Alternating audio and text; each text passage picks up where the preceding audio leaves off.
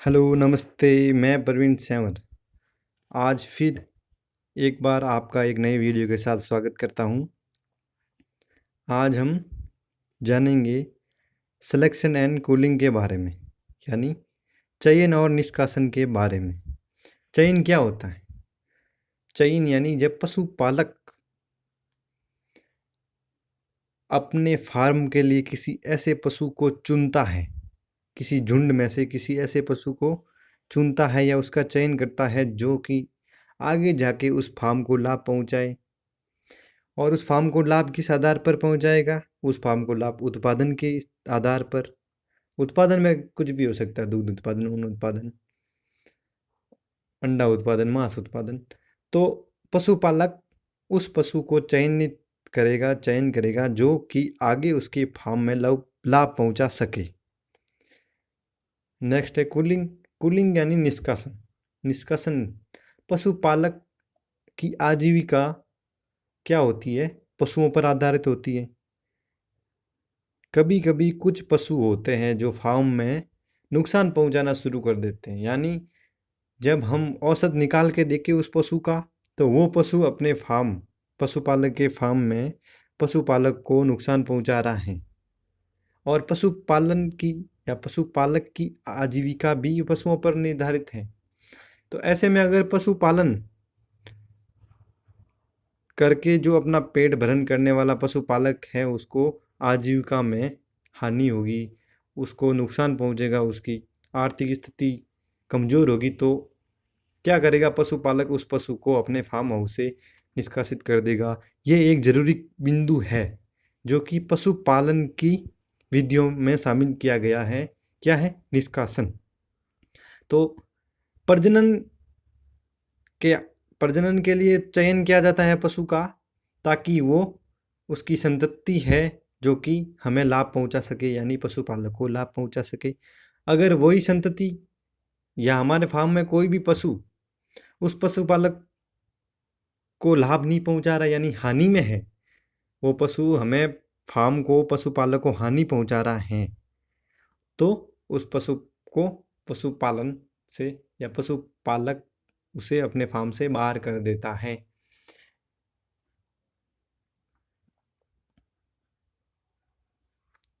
तो क्या होता है, इसको एक बार हम फिर वापस देखते हैं। जब पशु झुंड से चुनना ही वर्ण कहता है। जब हम किसी पशु को किसी भी झुंड से, यानी हमारे पास कुछ 5-10 पशु है, पशुओं का झुंड है, उसमें से हमें एक पशु का चयन करना है और वही पशु आगे जाके पशुपालक या पशु फार्म में प्रगति का कार्य करेगा। तो वो क्या है? पशु का चयन करना, यानी 4-5 पशु है या पशु के झुंड में से अच्छे गुणों वाले पशु का चयन करना जो कि उत्पादन को बढ़ाएगा आगे जाके अपनी संतति में, वो है चुनना कहलाता है। जब किसी भी झुंड में से पशु को अस्वीकार कर देना क्या कहलाता है? निष्कासन या निकृष्टन। जब क्या होता है, जो पशु फार्म में हानि पहुंचा रहा है तो उसको क्या कहते हैं, क्या करते हैं पशुपालक? उसको अपने झुंड से अस्वीकार कर देता है। पशुपालक चाहता है कि भाई हानि दे रहा है हमें ये पशु, तो इससे रखने में हमें फ़ायदा नहीं है, ये हमारे आर्थिक स्थिति, हमारा आजीविका में नुकसान पहुंचा रहा, तो इसलिए पशुपालक उसे बाहर कर देगा। ये दोनों चयन और निकृष्टन, वरण और निकृष्टन, दोनों एक ही सिक्के के पहलू है। जैसे एक ही सिक्के के पहलू दोनों विपरीत होते हैं, उसी प्रकार चयन यानी चुनना, और चुनने से क्या होगा? पशु के फार्म में नया पशु आएगा। और अगर हम उस पशु को निकृष्ट करते हैं, निष्कासन करते हैं, ये दूसरा पहलू, उसमें क्या होगा? फार्म से पशु को बाहर निकाला जाएगा। नेक्स्ट है पशुपालक पशुओं के झुंड में से अपने वांछित गुणों वाले नर पशु का चयन करता है, क्योंकि झुंड के लिए जनक का कार्य करेगी। तो पशुपालक क्या है? कुछ वांछित, यानी जो लक्षण पशुपालक चाहता है उन गुणों के आधार पर किसका चयन करता है? कोई नर पशु का चयन करता है, इसलिए कि उसकी जो भी संतति होगी वो क्या करेगी? वो उस फार्म की स्थिति को ऊपर उठाएगी, उसके फार्म में वो फायदा पहुंचाएगी। तो नेक्स्ट क्या है? टाइप्स, प्रकार क्या है? चयन के क्या प्रकार हैं? एक है प्राकृतिक चयन, दूसरा है कृत्रिम चयन। नेचुरल सिलेक्शन और आर्टिफिशियल सिलेक्शन। प्राकृतिक चयन यानी, प्राकृतिक चयन का मतलब हम सीधा समझ सकते हैं किसी भी पशु का प्राकृतिक रूप से चयन, यानी प्रकृति खुद ही किसी पशु का चयन कर लेती है, वो भी वातावरण के आधार पर और पशु की शक्तिशालिता के आधार पर। और कृत्रिम यानी जो पशुपालक द्वारा अपने स्वार्थ के लिए किया गया चयन। नेक्स्ट है, जो पशु शक्तिशाली होता है वह अपने कुटुंब को शीघ्रता से बढ़ाता है। शीघ्रता से बढ़ाता है, जो पशु शक्तिशाली होता है वो क्या करता है, अपने कुटुंब को शीघ्रता से बढ़ाता है। यानी क्या होगा, जो पशु शक्तिशाली होगा वो ही आगे जाके प्रजनन करेगा और उसकी अधिक संतानें पैदा होगी। जो संतानें पैदा होगी वो भी बलशाली होगी। जो पशु निर्बल है, जो पशु निर्बल है वो क्या करेगा, संतान पैदा कम करेगा और वो संतानें पैदा होगी वो भी निर्बल होगी। तो धीरे धीरे क्या होगा, प्राकृतिक रूप से ही उस पशु को निष्कासित कर दिया जाएगा। यानी जो प्रकृति अपने वातावरण के अनुसार पशु का चयन करती है, जैसे पशु शक्तिशाली है और उसकी संतानें जो अधिक मात्रा में उसकी संतानें उत्पन्न हो रही है, इसे डार्विन नामक एक वैज्ञानिक ने एक थ्योरी दी है। उस थ्योरी का नाम है सर्वाइवल ऑफ फिटेस्ट, यानी जीवित रहने के लिए शक्तिशालीता होना बहुत जरूरी है।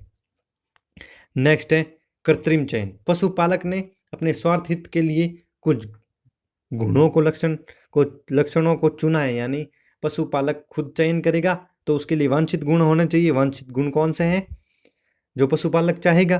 तो पशुपालक ने जैसे हमें जो हमारे फायदेमंद गुण हैं उनको हमने चुना है, जैसे दूध उत्पादन है, मांस उत्पादन है, शारीरिक वृद्धि, रूप। इन लक्षणों के आधार पर पशुपालक किसी पशु का चयन करेगा और वो पशु उस पशुपालक की जो फार्म में प्रगति का काम करेगा। और ये गुण को किस वांछित गुण होंगे, यानी पशुपालक जैसे गुण चाहेगा वैसा ही अपने फार्म में पशु लेके आएगा। इस विधि में चयन के लिए प्रकृति जिम्मेदार नहीं होती, यानी इस विधि में प्रकृति जिम्मेदार नहीं होगी। प्रजनन करवाना है दो पशुओं नर व मादा के मध्य, तो पशुपालक चाहेगा कि ये नर होना चाहिए, ये मादा होनी चाहिए, तो ये हो गया कृत्रिम चयन। फिर नेक्स्ट है, हम पशुओं का चयन क्यों करते हैं, हमारा क्या उद्देश्य है कि हम पशुओं का चयन करें। प्राकृतिक चयन प्रकृति पर क्यों नहीं छोड़ देते, हमारा कुछ उद्देश्य है इसलिए हम चयन करते हैं। तो हमारा क्या उद्देश्य है, तो हमारा सबसे बड़ा उद्देश्य है कि पशुपालक चयन करके अपने फार्म में पशु को लेकर आएगा जो उस पशुपालक की आर्थिक स्थिति को ऊपर उठाएगा। तो ऊपर आर्थिक स्थिति को ऊपर उठाने के लिए पशु में कैसे गुण होना चाहिए, पशु अधिक उत्पादन देने वाला होना चाहिए। यानी हम चाहते हैं कि चयन करके हमारे पशुओं का उत्पादन बढ़ा सके,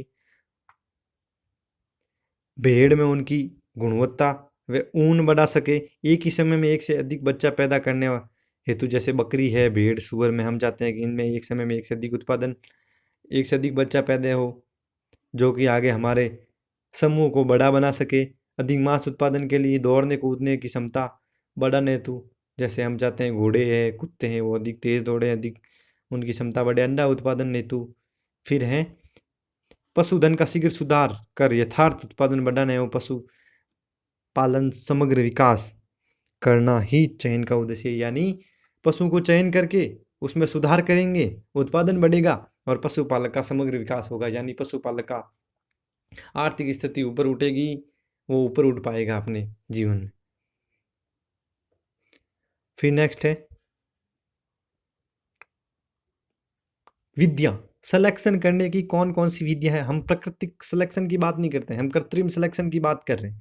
कृत्रिम चयन की कौन कौन सी विधियां हैं, मेथड ऑफ सिलेक्शन। विधियां क्या है, एक है व्यक्तिगत चयन। व्यक्तिगत चयन में यानी पशु को उसके गुणों के आधार पर देखा जाता है। फिर है वंशावली चयन। वंशावली चयन में यानी पशु के वंश को देखा जाता है। ध्यान रखना ये सारे इसी के नाम में स्पष्ट है। व्यक्तिगत यानी व्यक्ति को देखा जाता है, व्यक्ति कौन है यहाँ पे, व्यक्ति है। पशु को देखा जाता है। वंशावली में वंश यानी उसकी वंशावली में भाई वंश को देखा जाता है कि उसके पिताजी कैसे थे, उसके दादा दादी कैसे थे। फिर नेक्स्ट है संतति चयन। संतति चयन में हम देखते हैं कि जो पशु है उसकी संतति कैसी है, उसको देखा जाता है। फिर है प्रजनन वृत्त चयन यानी प्रदर्शन वृत्त चयन, यानी हम मेले प्रदर्शनी में जाते हैं, पशु प्रदर्शन करते हैं वहाँ पे अपना, तो उसके आधार पर हम चयन करते हैं। फिर नेक्स्ट है उत्पादन के आधार पर चयन। अनुवांशिकता तथा पर्यावरण पर आधारित चयन। फिर नेक्स्ट है स्वास्थ्य एवं जनन क्षमता पर आधारित चयन। तो सबसे पहले हम व्यक्तिगत चयन के बारे में विस्तार से पढ़ेंगे। व्यक्तिगत चयन क्या है? पशुओं का उसके दृश्य गुणों के आधार पर, यानी दृश्य गुण यानी फिनोटाइप, फिनोटाइप के आधार पर हम देखते हैं पशु में किसी विशेष हमें चाहिए, जैसे नागौरी नस्ल के पशु चाहिए हमें, तो नागौरी नस्ल में क्या होते हैं, पशु का शरीर गठीला होता है, तो हम उसके जो फिनोटाइप है, बाहरी लक्षण है, पशु कद में छोटा होता है, पूंछ छोटी होती है, तो उन गुणों के आधार पर हम देखते हैं कि भाई नागौरी नस्ल है तो इसके सभी छोटे हैं, तो हमें नागौरी नस्ल चाहिए, तो हम उसका चयन करेंगे उसके लक्षणों के आधार पर।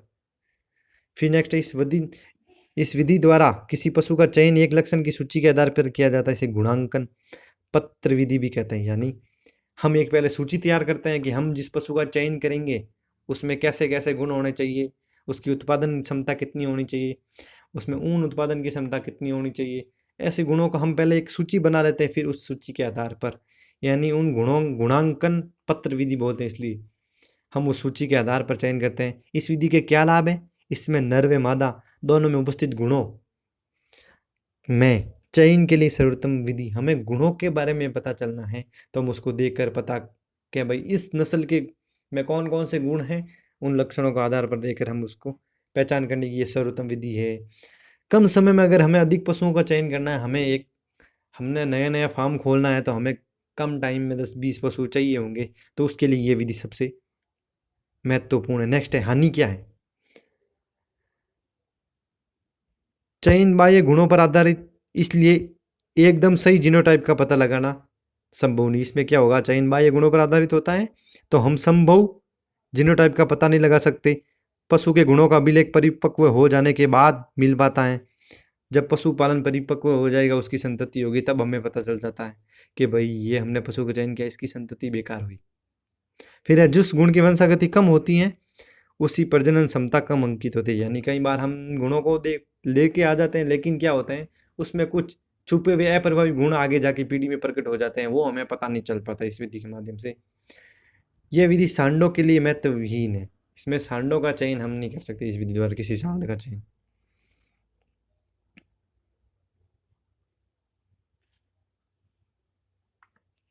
फिर नेक्स्ट है वंशावली चयन। वंशावली में चयन हम क्या करते हैं, पशु के वंश को देखते हैं। पशु के पूर्वजों जैसे माता पिता, दादा दादी, परदादा परदादी, उसकी संतति, भाई बहन, निकट संबंधी को देखकर हम जनक के रूप में चयनित किया जाता है। हम जान पशु को देखते हैं भाई इसकी माँ का दूध उत्पादन इतना था, इसकी दादी का दूध उत्पादन इतना था, और इसके चचेरी बहन है उसका दूध उत्पादन इतना है, तो हमें एक आइडिया हो जाता है कि भाई हाँ इसका वंशावली अच्छी है, तो इसमें आगे जाके भविष्य में इसकी जो संतति होगी उसमें भी क्या होगा, अच्छा उत्पादन होगा। ये पेडिग्री सिलेक्शन बोलते हैं इसको। इसके लिए हम एक आपको वीडियो के द्वारा बाद में बताएंगे।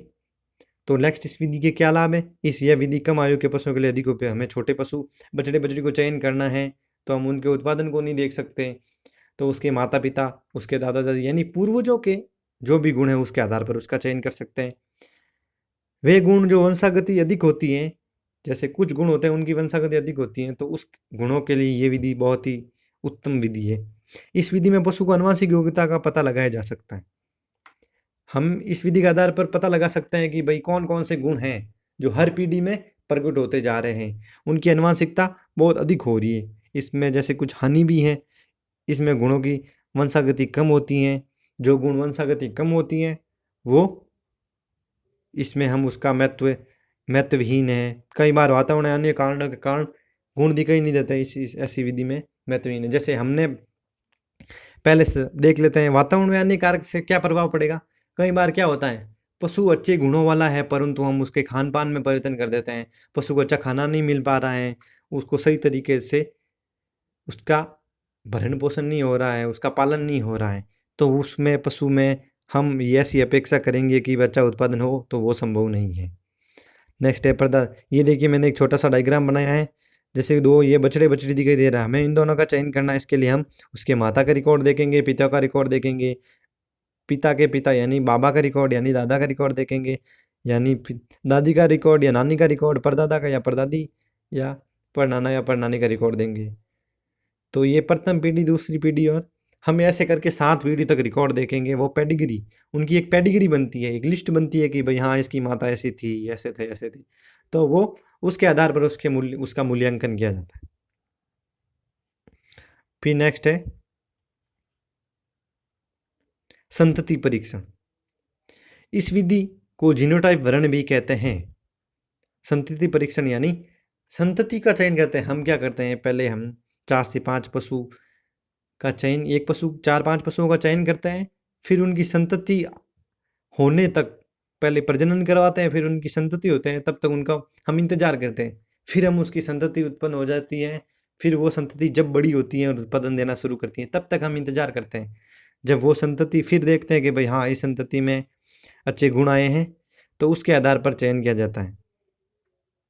जैसे एक सांड को विभिन्न गायों में मिलाया जाता है, फिर उसमें पैदा हुई संतति बड़े होने ब्याने के बाद उत्पादन के आधार पर सांड की प्रजनन क्षमता का मूल्यांकन किया जाता है। इस विधि में उन पशुओं का चयन किया जाता है जिनका क्या होता है, जो गेस्ट्रेशन पीरियड है, गर्भकाल कम होता है, उनके लिए अधिक उपयोगी है। यह विधि मुर्गियों और सूअरों के लिए अधिक उपयोगी। नेक्स्ट, इसके इस संतति परीक्षण के क्या लाभ, और देखो ये एक छोटा सा डायग्राम मैं लेके आया हूँ। यहाँ पे एक छोटा सा डायग्राम है, यहाँ पे देखो छोटा सा डायग्राम है। हम देखो ये कांकरेज सांड का चयन चयन करते हैं, उसी सांड से क्या करते हैं, बहुत सारी कांकरेज गायों के साथ उसका मैटिंग करवाते हैं, प्रजनन करवाते हैं, जिससे क्या होगा, एक कांकरेज गाय का बच्चा, ये सबके एक एक बच्चे पैदा होंगे, फिर इन संतति पैदा हो जाएगी। इन संतति को हम इन संतति पहले इसका चयन करें, इन संतति में जो संतति सबसे अधिक उत्पादन गुणों वाली होगी उसका चयन कर लेंगे। ये संतति परीक्षण विधि। कोई भी विधि के बारे में पढ़ते हैं तो कुछ उनके लाभ होते हैं, कुछ हानियां होती है। इसी प्रकार इसके लाभ क्या है, पशुओं में उन पशुओं के लिए चयन की सर्वोत्तम विधि जिनमें हम इच्छित गुण केवल एक ही लिंग वाले पशु में प्रदर्शित करते हैं। जैसा कि हमने जो गुण चाहे हैं वो एक ही लिंग में प्रकट करने, जैसे मादा में चयन करना है तो ये विधि बहुत ही इंपॉर्टेंट। जैसे गाय का दुग्ध उत्पादन है, सूअरों में बच्चा उत्पादन है देखना है, तो यानी किसी एक ही लिंग यानी नर या मादा में से किसी एक ही लिंग के कुछ उचित गुणों का देखना है, तो इसके लिए ये इंपॉर्टेंट है। फिर नेक्स्ट, इस विधि द्वारा संतति की अनुवांशिक बनावट का अनुमान लगाया जा सकता है कि संतति की जो अनुवांशिक जेनेटिक कोडिंग किस प्रकार की है उसका हम अंदाज लगा सकते हैं। हानि क्या है, इसमें हानि ये बहुत ही खर्चीली और महंगी है, इसका परिणाम आने में काफ़ी समय लगता है। इस विधि में कम से कम हमें 5 पशुओं का होना आवश्यक है। फिर नेक्स्ट है प्रदर्शन वृत्त चयन। देखो यहाँ पे नाम देखोगे, एक है प्रदर्शन, क्या है प्रदर्शन, एक है वृत्त। वृत्त का मतलब गोल घेरा, और फिर चयन करता है। जैसे यहाँ पे एक डायग्राम दिखा रहा हूँ मैं, इसमें ये कुछ इस विधि में क्या होता है, कुछ जज होते हैं, चयन करने वाले व्यक्ति होते हैं, वो क्या करते हैं, एक गोले में पशुओं को, एक वृत्त में पशुओं को प्रदर्शित किया जाता है। यहाँ पे देखो ये पशु प्रदर्शित किया है, और इसमें एक जांच कमेटी बैठी है, जज बैठे, वो इन पशु के गुणों को देखते हैं। और इसमें कौन से गुण देखे जाते हैं, इसमें व्यक्तिगत गुण देखे जाते हैं, पशु के जो शारीरिक फिनोटाइप को देखता है। जो ये जज बैठे होते हैं ये फिनोटाइप को भी देखते हैं, और उनके एक अनुवांशिक यानी वंशावली को भी देखते हैं। फिर इनके गुणों का पता करके यहाँ पे बता देते हैं कि भाई हाँ ये पशु जो कि है वो बहुत ही अधिक और उच्च कोटि के गुणों वाला है। तो इस विधि में पशु का चयन मेले और प्रदर्शनी में होता है। ये इस प्रकार की व्यवस्था मेले और प्रदर्शनी में होती है, यहाँ पर भांति भांति के पशु अलग अलग जगहों से आते हैं। फिर नेक्स्ट है लाभ। इसमें क्या लाभ है, इसमें पशु प्रजनक होते हैं, यानी जो पशु का चयन करने वाले जज बैठे होते हैं, कमिटी बैठी होती है, वो पारस्परिक संपर्क कर देते हैं। यानी कुछ 3-4 जज बैठे होते हैं, उनको पशुपालन से संबंधित, इन नस्लों से संबंधित बहुत अच्छा ज्ञान होता है, वही जज बनते हैं। वो आपस में कुछ संपर्क द्वारा कुछ त्रुटियां हैं, कुछ कमियां हैं, उनके बारे में वो आपस में बात करके, विनिमय करके पशु के अपने अनुभवों को आदान प्रदान करते हैं। फिर नेक्स्ट है विजेता पशुपालक को पुरस्कार एवं आर्थिक मदद मिल जाती है। इसमें क्या है, इसमें जो भी पशु जीतेगा उसको क्या मिलेगा, आर्थिक मदद मिल जाएगी, पुरस्कार भी मिलेगा, और जो पशु ऐसे प्रदर्शनी या प्रदर्शन में पुरस्कारित होता है उस पशु की वैल्यू भी बढ़ जाती है। पहले उसकी कीमत 1 लाख होगी, तो बाद में उसकी कीमत 5 लाख तक बढ़ने की संभावना होती है। कुछ जो उसकी वैल्यू होती है वो कुछ गुना बढ़ जाती है। फिर नेक्स्ट है, इसमें विभिन्न नस्ल के पशु प्रजनन एवं व्यवसाय का अच्छा प्रसार होता है। इसमें क्या होता है, जो प्रजनन में जो विभिन्न अलग अलग नस्लों के बारे में और व्यवसाय का भी अच्छा प्रचार हो जाता है। जैसे कैसे, जैसे मान लो जिस पशु प्रदर्शन वृत्त में चयन हुआ तो उस पशुपालक के फार्म का भी वहाँ पे क्या हो गया, प्रचार हो गया कि भाई हाँ ये फलाना फलाना पशु है, वो फलाने फार्म से यहाँ लाया गया है। तो उस फार्म के मालिक की भी यहाँ पे क्या हो गई, प्रचार हो गई। इसमें हानि क्या है, पशु को प्रजनन क्षमता जानने का अवसर नहीं मिल जाता। यहाँ पे हम पशु की प्रजनन क्षमता के बारे में अनुमान नहीं लगा सकते इसका, भाई प्रजनन किस प्रकार है। फिर कई बार पशुपालक अपने पशु की कमियों को कृत्रिम रूप से छुपा देता है। जैसे कई बार क्या होता है, पशुपालक कुछ कमियों को कृत्रिम रूप से छुपा देता है। जैसे कैसे, जैसे कई बार क्या करता है पशुपालक, आयनों को बड़ा दिखाने के लिए, अधिक दुग्ध दिखाने के लिए आयनों में 2 दिन तक पशु का दोहन नहीं करता है, जिसके कारण क्या होगा, पशु के दुग्ध उत्पादन पर असर पड़ेगा। तो हमें ये पता नहीं चल जाता है, हम उसके आयन को देखकर अनुमान लगा लेते हैं कि भाई हाँ अच्छा दुग्ध उत्पादन होगा, लेकिन हमें वो पता नहीं कि भाई पशु ने इसका दोहन कितने दिनों से नहीं किया है। फिर नेक्स्ट है, इसमें और जैसे कई बार क्या होता है, जो पशु के सींग के ऊपर वाली खोल उतर जाती है तो पशु उसे वापस पहना के हमें पता नहीं चल जाता है। फिर बाद में हम पशु को घर पे लेके जाते हैं तब हमें पता चलता है। तो ऐसे कई सारे कृत्रिम रूप से कुछ कमियों को पशुपालक छुपाने की कोशिश करता है। तो ये इसका एक बहुत ही बड़ी हानि। अब नेक्स्ट है, बहुत ही इंपॉर्टेंट है, पैतृक, यानी जो उनकी पीढ़ियां और पर्यावरण के आधार पर चयन। देखो पर्यावरण बहुत ही महत्वपूर्ण है, पशु प्रजनन के लिए वातावरण बहुत ही महत्वपूर्ण है। अच्छा वातावरण, अनुकूल वातावरण होगा तो उसका क्या होगा, विकास भी अच्छा होगा, जो गुण है वो भी अधिक विकसित होंगे। जैसे पैतृकता एवं वातावरण दोनों मिलकर पशु की आंतरिक संरचना एवं गुणों का क्या करते हैं,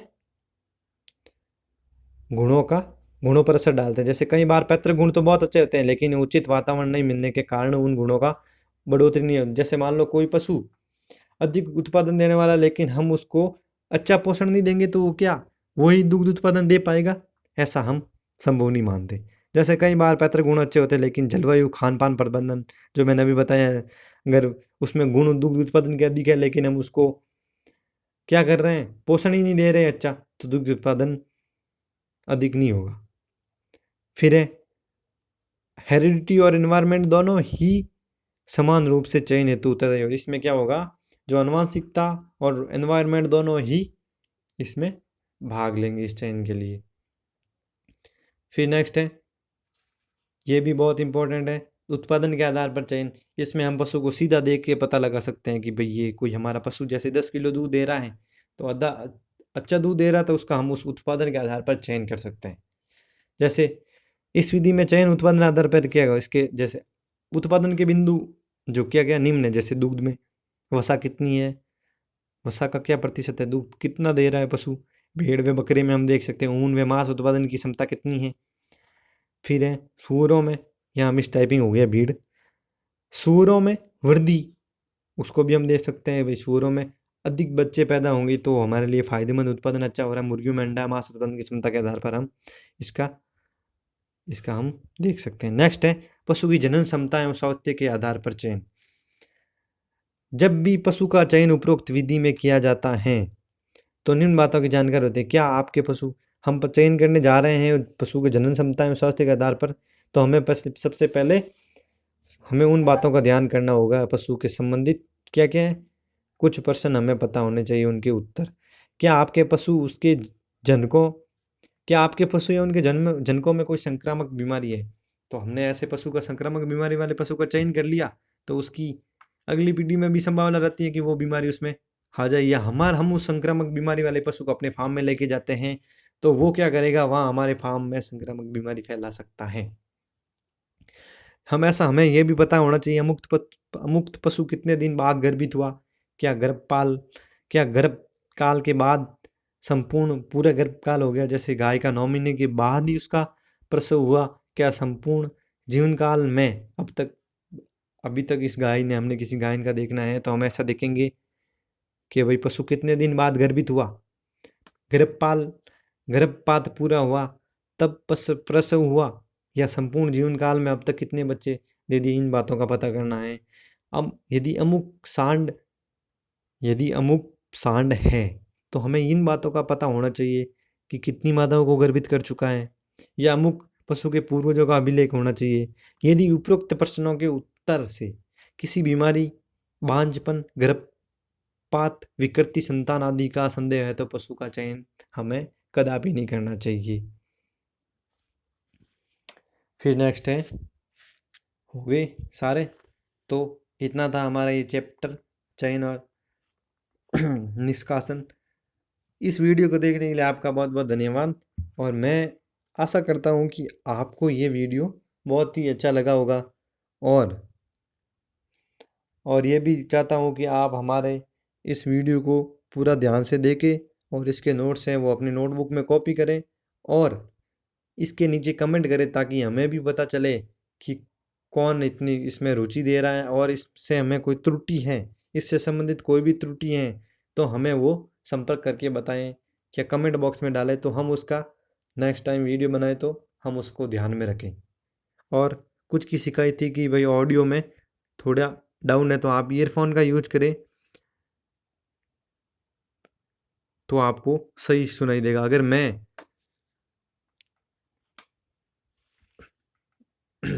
ओके